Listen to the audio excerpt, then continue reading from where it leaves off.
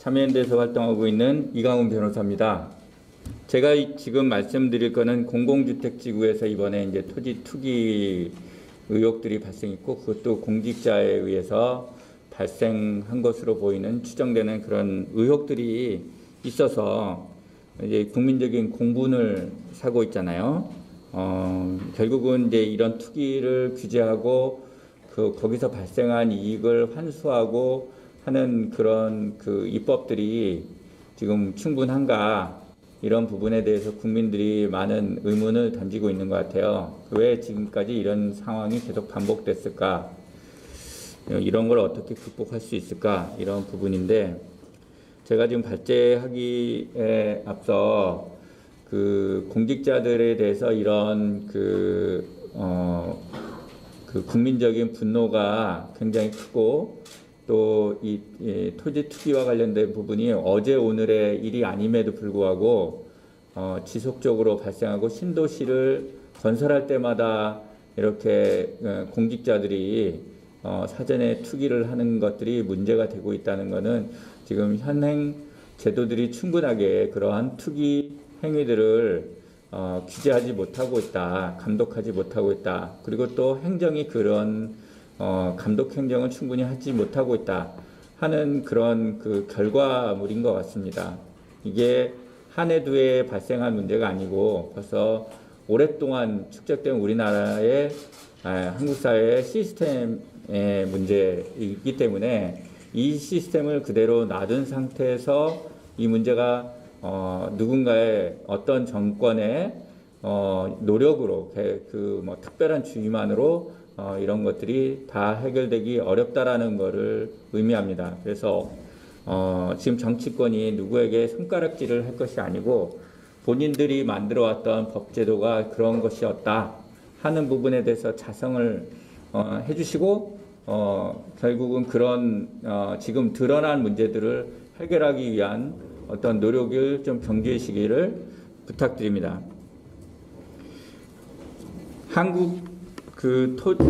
한국의 택지 개발과 이제 공공주택 지구 지정 제도가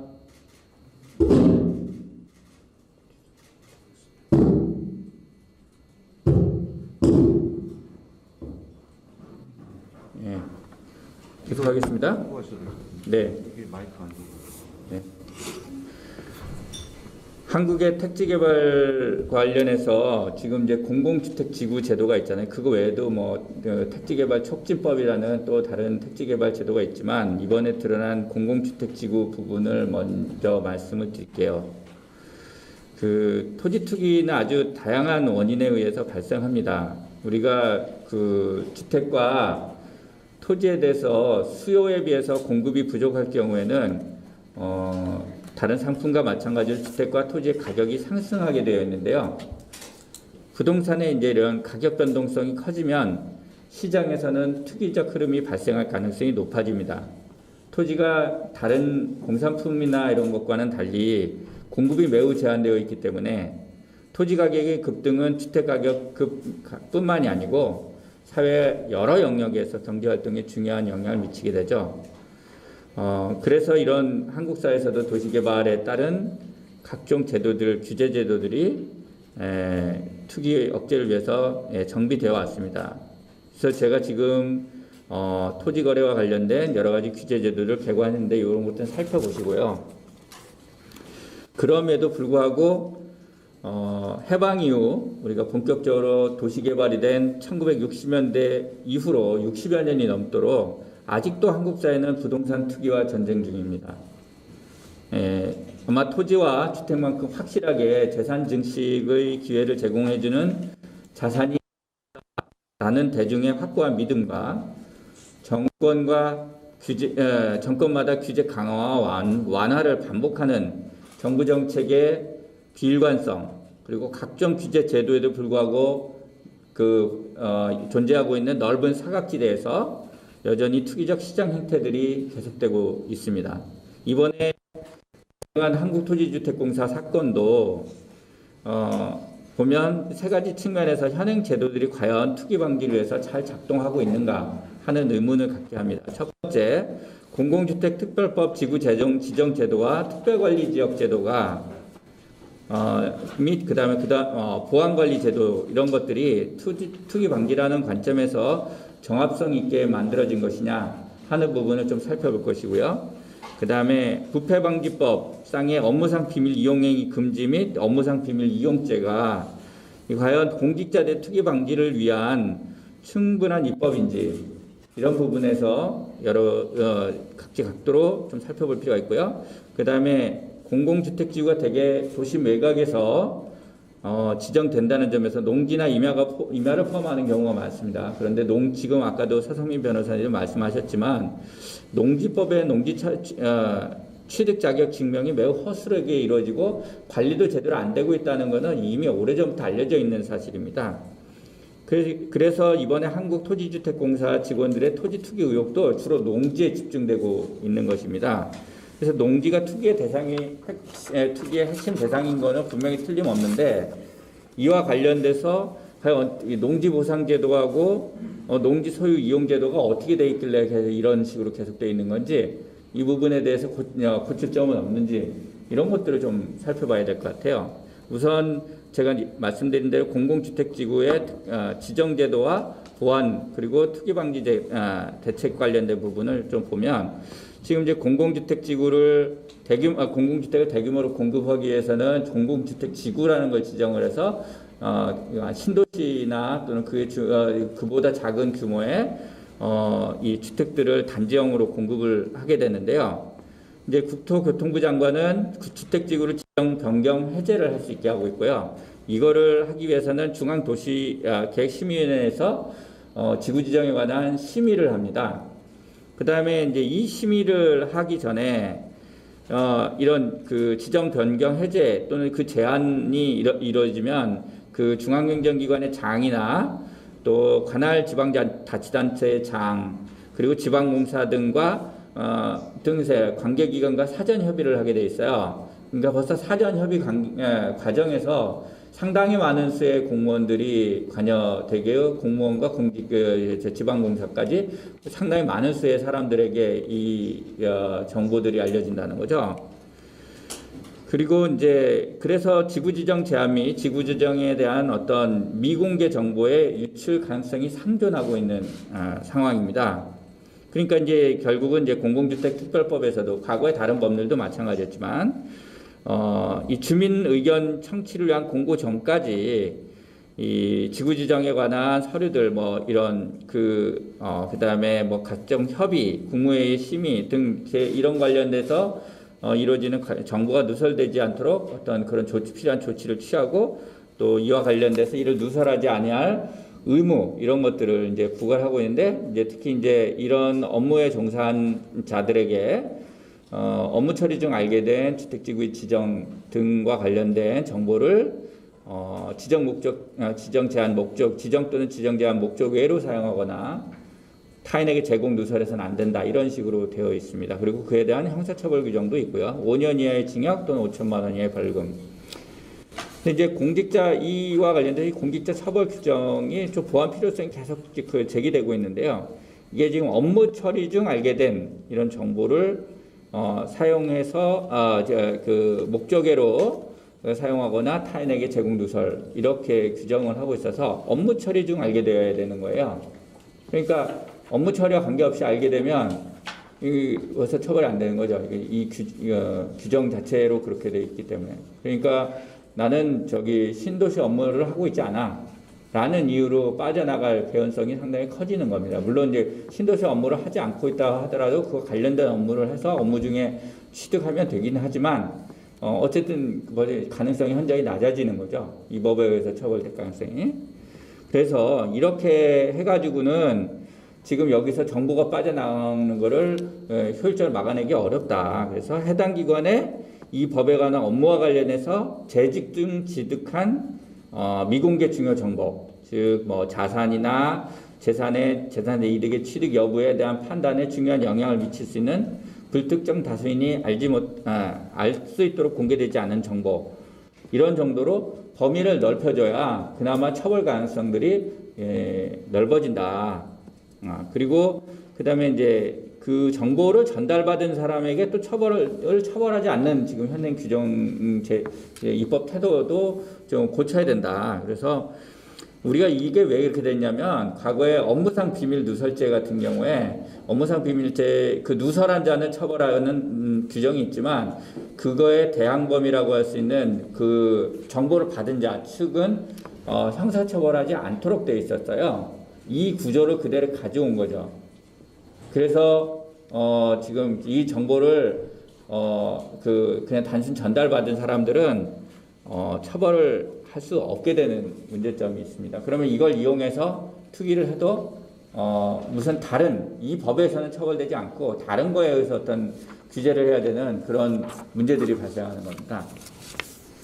그래서 이런 범죄라는 것은 자기 또는 제3자의 이익을 위한 범죄이기 때문에 범죄 수익 강화, 환수라는 차원에서 좀 더 강화된 접근이 필요합니다. 그래서 정보 이용을 이런 정보를 이용한 수익이나 손실 회피가 발생하는 경우에 이런 취득 이런 부분들을 어떤 환수할 수 있는 어떤 그런 장치가 필요하고요. 특히 좀 현행 규정과 같이 그냥 놔둬버리면은 이제 형법상의 몰수나 추징과 관련된 임의적인 몰수 추징과 관련된 규정을 이용을 해야 되는데요.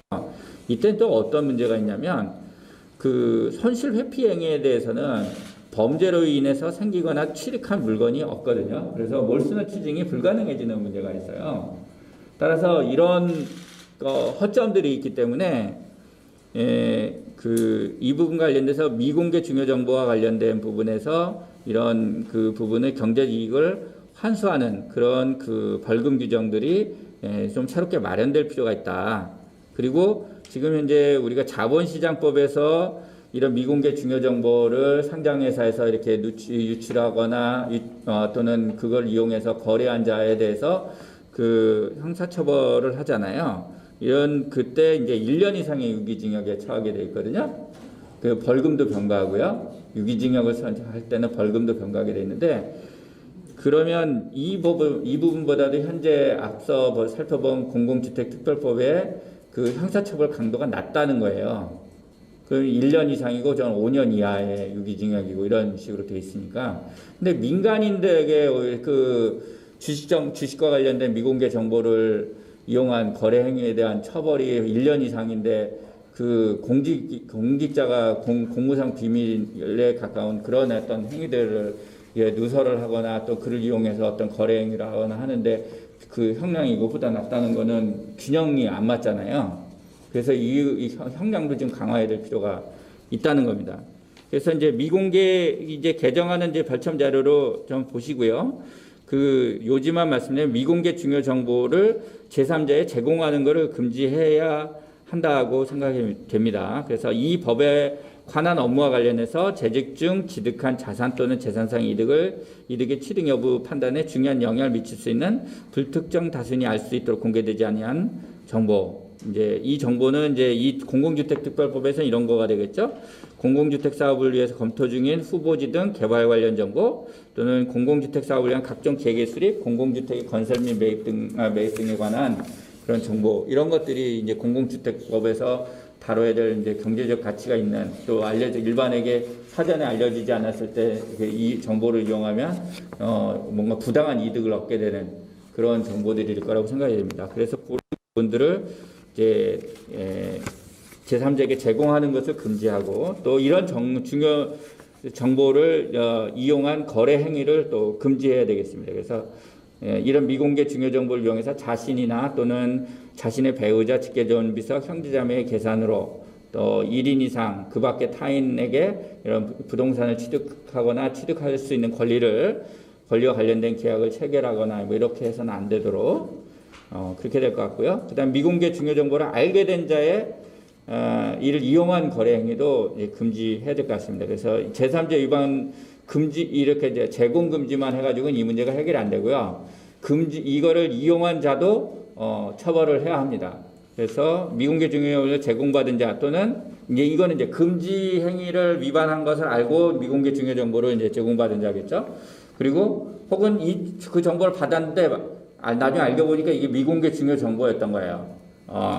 이러면 이를 나중에 사후에 알게 된 자도 같이 이런 이걸 이용한 부동산 거래는 금지시켜야 한다 하는 겁니다. 그다음에 신고 및 검증 시스템을 구축해야 될 것 같아요. 이런 거 이제 형사처벌을 맨날 앞에서 이거 사후에 뚜드려 잡는다고 해야 이게 다 효과적으로 단속되지 않아요.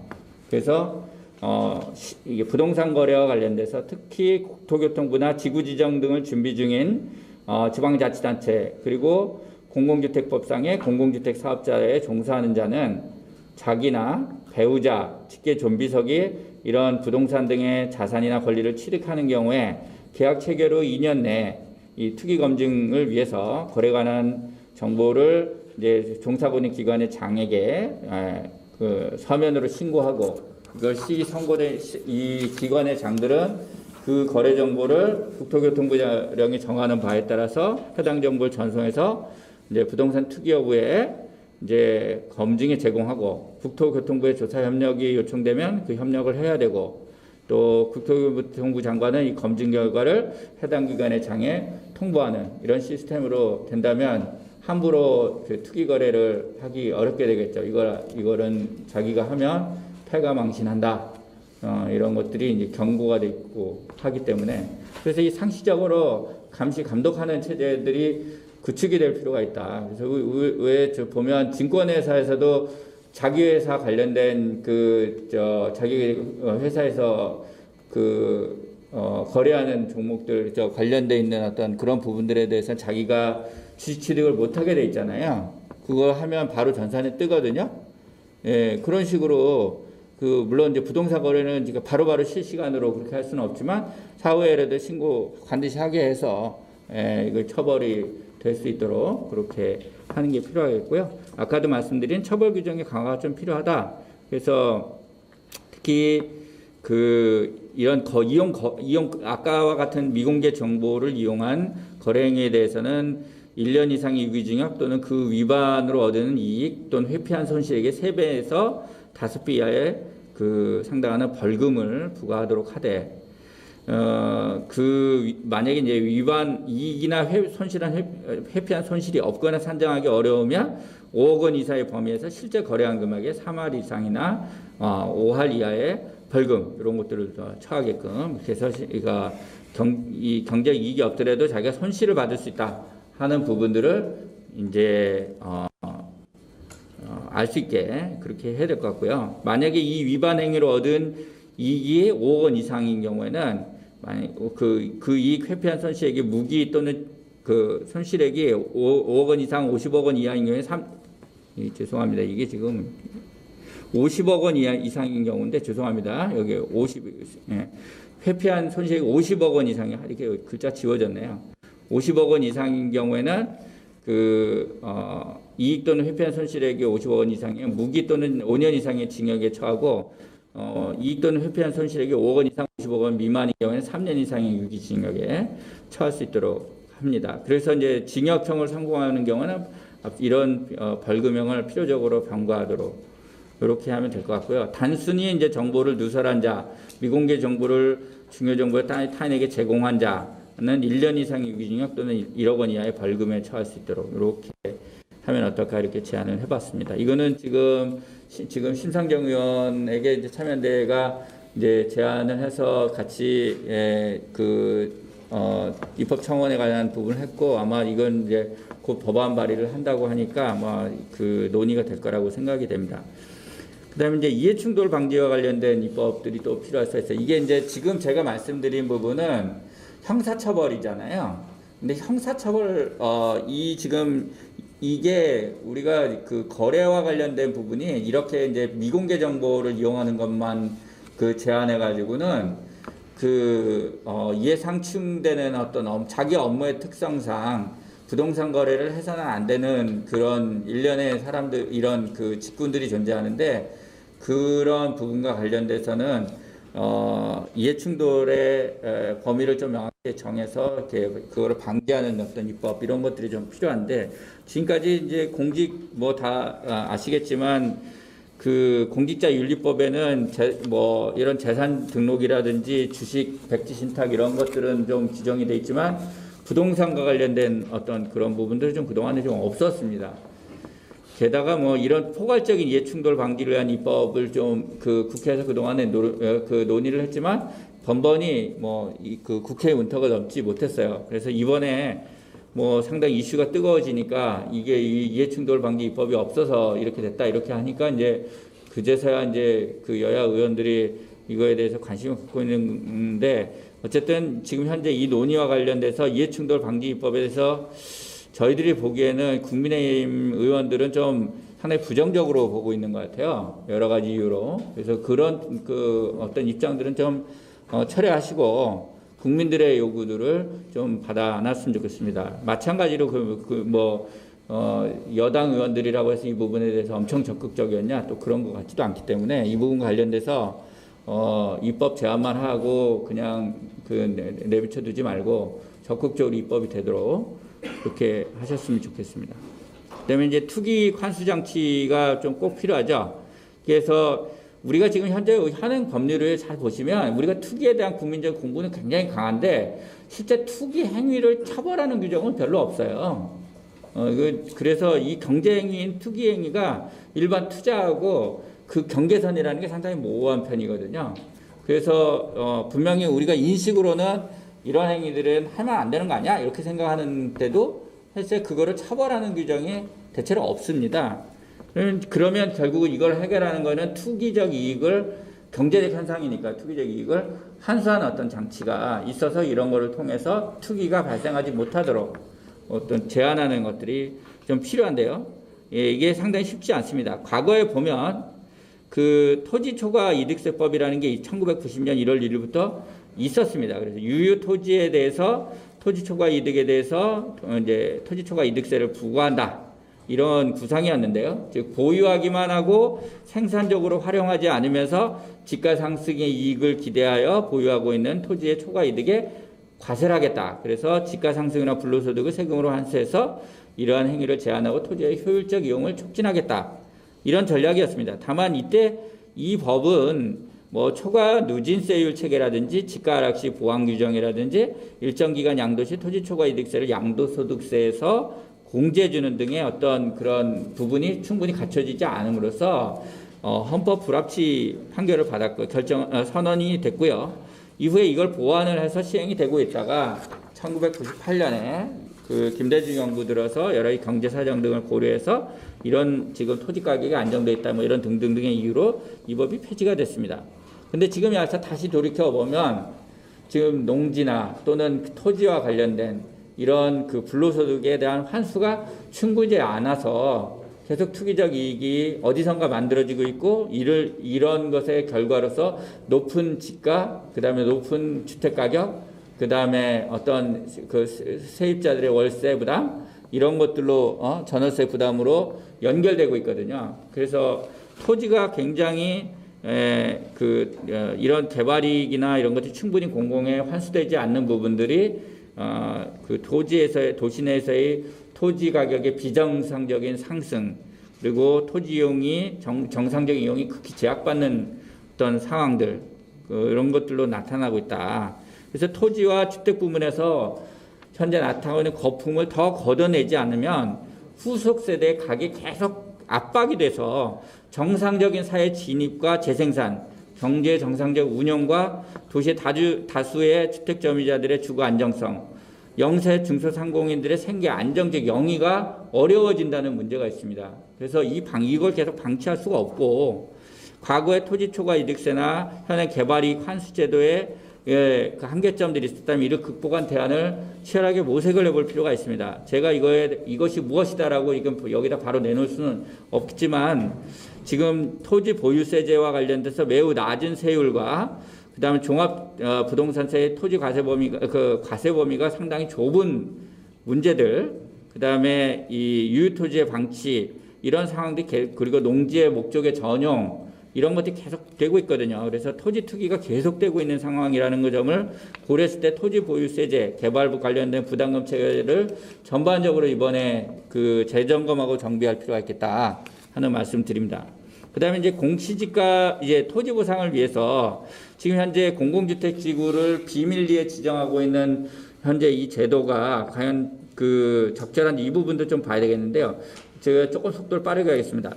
지금 공공주택 지구 지정과 관련돼서 제가 이 문제 제기를 하는 부분은 뭐냐면 철저한 보험과 관리를 통해서 이런 비밀로 유지되는 게 잘 되면 좋지만 이게 어느 구멍에서 새는지 참 알기 어렵게 돼 있거든요. 그래서 다수의 관계자들이 있기 때문에 이걸 찾아내는 게 쉽지가 않아요. 현실적으로는. 그래서 좀 근본적인 그 발상의 전환을 해보는 게 어떨까 하는 그런 생각을 해봅니다. 즉 지구 지정을 예상하고 몇 해 전부터 뭐 어떤 투기들이 성행하는 것이 현실인데 이런 거 관련돼서 지금 보상 시점, 보상의 기준 시점을 지금같이 이렇게 그 사업인정 고시일로부터 가까운 공시지가 이렇게 하지 말고 그보다 몇 년 전에 앞당겨 가지고 그 공시지가로부터 이렇게 정상지가 상승분을 반영한 그런 보상을 실시하는 방법은 어떤가? 그러니까 이렇게 이 외국에서도 이렇게 하는 사례도 있거든요. 뭐 프랑스라든지 이제 몇 년을 앞당기느냐 하는 문제는 있지만 이렇게 하면 좀 장점이 있는 게 뭐냐면 뭐 지구 지정을 몰래 할 필요가 없게 돼요. 예, 그래서 공개적으로 논의해도 됩니다. 다만 그러니까 그거는 논의가 시작되기 전의 시점으로 소급을 해서 기준 시점을 잡기 때문에요. 그래서 이제 몰래 그 공공주택 지구를 지정하고 그 정보를 누가 이용했는지 이걸 색출해낼 필요가 없게 되는 거죠. 그 다음에 그러니까 일반 국민들도 다 논의되는 상태에서 이게 하는 거기 때문에 공정성에 대한 인식이 저해되는 어떤 그런 문제들을 조금 바꿔낼 수가 있다. 그 다음에 이제 이 지구 지정과 관련된 요식적인 어떤 협의, 그 다음에 이해관계 어떤 그런 것들을 좀 초기부터 의견 수렴이 적극적으로 가능해지는 어떤 그 부분들이 있거든요. 그래서 이제 이런 부분은 그 공시 가격이 그러면 너무 낮으면 또 나중에 문제가 되는 거 아니냐 이런 어떤 부분들이 있으니까 공시 가격을 지금 현재 실제 시장에서 거래될 수 있는 가격과 관련해 가지고 평가 때 좀 보정을 해주는 어떤 그런 방법들을 좀 사용한다면 이런 부분들은 충분히 문제점들을 극복할 수 있지 않겠느냐. 그리고 이제 또 뭐 이제 정부에서는 이런 부분을 조금 걱정을 할 수 있습니다. 예를 들어 공개적으로 논의하면 지역 사회에서 상당한 저항이 생길 수 있고 사회적으로 뭐 논의가 많아지니까 사업 속도도 느려지고 뭐 이런 부분들이 걱정을 할 수는 있겠습니다. 그래서 공공주택 지구를 어떻게 지정해야 되느냐 하는 부분에 대한 거는 뭐 제가 정답을 말씀드릴 수는 없지만 다른 예들도 있으니 한번 우리도 이런 부분을 한번 논의를 해보자 하는 차원에서 이제 문제 제기를 하는 겁니다. 그 다음에 또 보다 근본적으로는 이런 방안도 있어요. 공공택지를 원칙적으로 매각하지 않고 주택의 공공임대주택을 공급하는 택지로 이용하는 방법도 생각해 볼 수 있습니다. 제가 작년에 그 오스트리아 비인에 가서 이제 공공주택 사업자들을 만나고 왔었거든요. 거기 단체들도 만나고 와봤는데 여기는 주로 공공주택을 하기 위해서 그 지구를 지정하고 분양은 그 중에 극히 일부예요. 분양으로 내놓는 그 택지는. 그러니까 대부분 공공임대주택을 만드는 겁니다. 그래서 이렇게 하면 사실은 이제 분양을 거의 안 하니까 투기적 이익을 볼 방법이 없는 거죠. 주변 집가 상승도 없는 겁니다. 이걸 하면. 그러니까 이제 투기와 관련된 그 고민을 거의 할 필요가 없는 거죠. 그래서 이렇게 물론 하려면 우리 사회의 주택 공급에 대한 전략, 그다음 이런 것들이 근본적으로 달라져야 되는 거긴 합니다. 뭐 최근에 경기도의 기본주택 제한은 그 실현 가능성이나 타당성 여부는 논외로 하더라도 공공주택 지구를 지정하는 목적을 매각이 아니라 공공주택을 보유하기 위한 것으로 설정하는 점에서 공공택지와 공공주택 사업에 대한 어떤 철학적 성찰을 요구하는 어떤 어떤 지점들이 있어요. 그래서 한번 이런 부분들도 차제에 적극적으로 한번 검토를 해보는 것도 필요하다 하는 말씀을 드립니다. 그다음에 그 공공주택 지구의 특별관리 지역에 대한 문제점들을 좀 말씀드리겠는데요. 이게 지금 특별관리 그 지역이라는 게 지구 지정을 했다가 그거를 해제하면서 이거를 이제 특별관리 그 난개발을 방지하기 위해서 그 특별관리구역을 지정했다는 건데 이게 2015년에 시작됐거든요. 근데 문제는 뭐냐면 이렇게 공개적으로 지구 지정을 해놓으니까 그러니까 특별관리 지역을 지정을 해놓으니까 풀질 않고 그러니까 여기가 개발이 가능한 곳이구나 하고 사람들이 이미 알게 되는 거예요. 그래서 이걸 안 풀어놓은 거는 개발하려는 거겠지? 이렇게 하고 사전 투기가 몰려드는 겁니다. 근데 이렇게 공개를 해놓고 투기 방지가 충분하지 않다면 이거는 문제가 아닐까 싶습니다. 그래서 이 부분을 해결하는 방법도 아까 제가 제안했던 어떤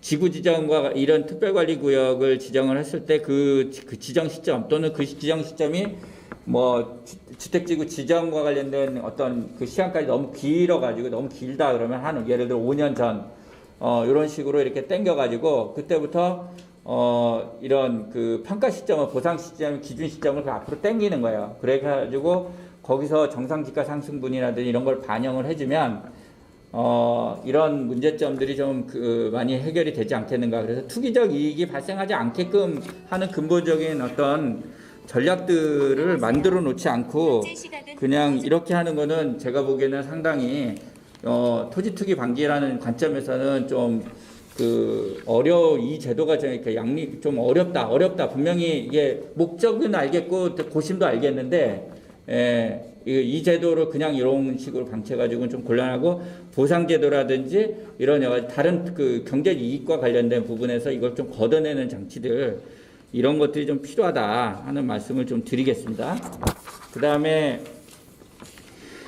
농지 투기와 관련된 부분인데요. 지금 이번 보면은 필지를 분할해서 1000제곱미터 이상 이렇게 여러 개로 쪼갠 사례들이 많이 발견돼요. 근데 이런 게 이분들만 하는 게 아니고 민간에서 비일비재하거든요.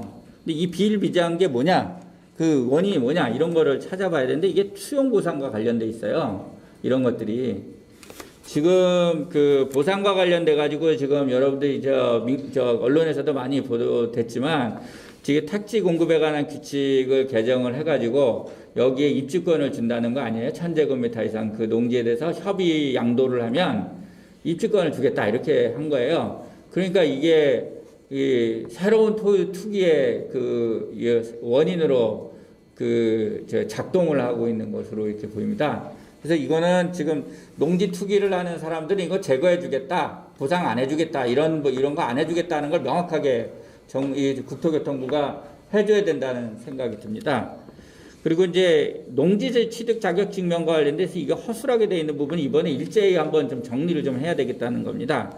그래서 이런 농지 수용과 관련돼서 이런 거를 좀 확인을 해서 투기가 드러난 자에 대해서는 농지 수용 관련돼서 공익사업법상에 농업손실보상을 하지 않도록 해야 됩니다. 예를 들어 그 한국토지공사 직원들이 지금 뭐 묘목 심어놨어요. 묘목 빽빽하게 심어놨는데 이거 누가 봐도 투기에 보상하라고 투기한 그런 정황으로 볼 수가 있는데 이게 도대체 이렇게 해서 제대로 자랄 수도 없게 묘목을 빽빽하게 해놓고 그냥 살아있으면 그 묘목 쓰고 세가지고 보상을 해준다. 이거는 상식에 부합하지가 않죠. 그래서 이렇게 허위의 영농계획서를 제출해서 기초단체를 기망해가지고 농지 취득 자격을 받고 이렇게 농지를 취득한 자에게 투기적 이익을 얻도록 방치한다는 것은 이거 도둑질을 방치하는 것이다. 그래서 이거는 좀 이번에 발본색원을 할 필요가 있다. 그 다음에 아까 얘기했던 대로 1000제곱미터 이상 자기 농지를 분할하는 걸 또 방지하자는 차원에서도 협의양도인 택지 공급과 관련된 이런 이 부분에 대해서 이 특별 공급을 받을 수 있는 자격, 협의양도인 택지 공급을 받을 수 있는 자격, 이거 제한해야 되겠다. 그래서 이제 예를 들어 농지 취득과 관련돼서 농지 취득 자격 증명을 허위로 발급받아 투기한 것으로 드러난 자에게는 협의양도인 택지, 그 다음에 주택 공급 규칙에는 주택 특별 공급을 받을 자격을 제한해야 합니다. 그다음 그 외에도 현지에서 실제 농사를 짓는 전업농이 아니라 사실상 주막농장하는 수준에서 농업경영 하는 둥 마는 둥 하는 사람들이 많아요. 이런 사람들은 이런 농지를 소유하고 있는 외지인들은 협의 양도인 택지 공급 및 그다음에 주택 공급, 특별 공급을 전부 제한해야 합니다. 이걸 그냥 놔두고서는 계속 투기하라는 거잖아요. 그래서 이런 거는 제한해야 한다 하는 말씀을 드리고요. 투기 방지를 위해서는 농지법 자체를 손을 좀 댈 필요가 있다는 겁니다. 농지 소유 제도를 근본적으로 개선하지 않고는 농지 투기를 억제할 수가 없어요. 지금 현행 제도를 만들어 놓은 것 자체가 지금 투기를 방치하고 있는 겁니다. 지금 현재 보면 도시의 농지, 주변의 농지는 거의 대부분 외지인으로서 사실상 농업인이라고 볼 수 없는 사람들이 소유하고 있어요. 그래서 부재지를 대폭적으로 용인하는 농지법상의 농지 소유 제도와 비농업인의 농지 취득이 매우 완화된 것이 토지 투기를 불러일으키는 그 상당한 원인이 되고 있다는 것을 지적을 하고, 농지 소유를 재정비하고 개선하지 않고는 농지 투기 문제를 해결하는 것이 난망하다 하는 말씀을 드립니다. 이전에 기존 어떤 학술적인 연구에서도 이 부분에 대해서 비판적인 어떤 지적들이 많았고요. 비농업인 상속, 이농자의 농지 소유가 계속 확대되도록 방치하는 것은 안 된다. 이들의 관심은 농지의 농업 경영에 대한 효율적 이용이 아니라 토지 자산 가격의 상승과 농지 용도 전용에 관심이 쏠릴 수밖에 없습니다. 이런 상황을 방치하면. 따라서 비농업인 상속인 이농자의 농지 소유 확대를 그대로 방치하지 말고 이를 상당 기간 내에, 예를 들어 7년이나 10년 내에 처분을 명할 수 있게 하고, 그다음에 비농업인 농업회사 법인이 비농업인이 농업회사 법인의 주식의 90%까지 소유할 수 있도록 하고 대표이사 지위도 가질 수 있도록 한 거를 제한해야 합니다. 이렇게 이 상태를 그대로 두고서는 그 비농업인이 농업회사 만들어 가지고 그다음에 이제 투기하는 어떤 행태를 막을 수가 없어요. 그다음에 주말 농장 소유 허용 면적, 이것도 1000제곱미터 좀 안 되게 그렇게 이제 허용해 놨는데, 그렇게 농사 지을 수 있는 사람 없거든요. 비농업인이. 한 100제곱미터 정도로 예를 들어 수준으로 해도 떡을 친다는 겁니다. 그래서 그렇게 넓게 해주는 필요가 없어요. 그래서 이 농지들은 전업농에게 농사를 지려고 하는 사람들에게 갈 수 있도록 제도를 바꿔줘야 합니다. 그 다음에 농지법 제8조의 농지 취득 자격증명의 발급이 매우 허술하게 운영되고 있는 실태, 이 부분들이 잘 드러났으니까 농지 처분 명령이 용이하게 이루어질 수 있도록 농지 취득 절차 대폭 강화하자 하는 말씀을 다시 드리고요. 그 다음에 농지법 문제는 아니지만 조세특례제약법 69조에 의한 8년 제촌 자격농지에 대해서 양도소득세를 100분의 100 감면하는 조항이 있는데, 이게 또 상당한 문제를 일으키고 있는 것 같습니다. 그래서 실제로는 이게 제대로 작동하지 않아서 자경을 하지 않으면서도 직불금 수령을 통해서 자경을 증명하는 방식으로 부재지주들이 자기가 농사 짓는다고 임대를 놓고서 자기가 농사 짓는다고 직불금을 받고 그거 가지고 다시 자경 증명해서 8년 동안 자경했다고 해가지고 양도소득세를 면제받는 경우가 비일비재하다고 합니다. 그래서 농업인들 스스로도 또 농업인 자격 기준이 좀 상향이 필요하다, 이런 이야기도 의견이 많거든요. 그래서 이참에 농지를 취득하는 농업법인 이런 것들이 허술하게 돼 있는 부분들, 이런 것들을 이렇게 개선하고요. 향후에 이렇게 양도소득세 100% 감면을 통해서 고령층의 탈농 및 인농보상을 해주는 그 방식보다는 고령층이 보유한 농지를 전업농에 집중시키는 방식. 예를 들어서 양도소득세를 100% 감면해주는 어떤 그런 방식이 현재 이용되고 있는데, 양도소득세 감경이 가능한 취득의 상대방인 농업인을 전업농 등으로 제한하고, 그 다음에 그러니까 전업농업에만 팔아라. 그 다음에 일정 연령 이상의 고령층인 농업 양도인에게는 이게 자격 요건을 부여할 의미가 없거든요. 자격 실제 하지 않는데. 그러니까 자격 요건을 부여하지 말고 그런 분들에게는 전업농에게 양도를 촉진시켜주는 방식이 어떤가 하는 이런 고민들 좀 해봅니다. 이거는 그냥 개인적인 고민이니까 이런 부분과 관련돼서 우리 농림 축산 이런 지금 이 부분과 관련돼서 관련 부처에서도 이 전업농에 대한 경제적 지원을 강화해서 농지 보존과 전업농의 경제성 제고를 도모하는 방향으로 법 개정을 하는 것을 좀 고민을 해주시기를 바랍니다. 이상입니다.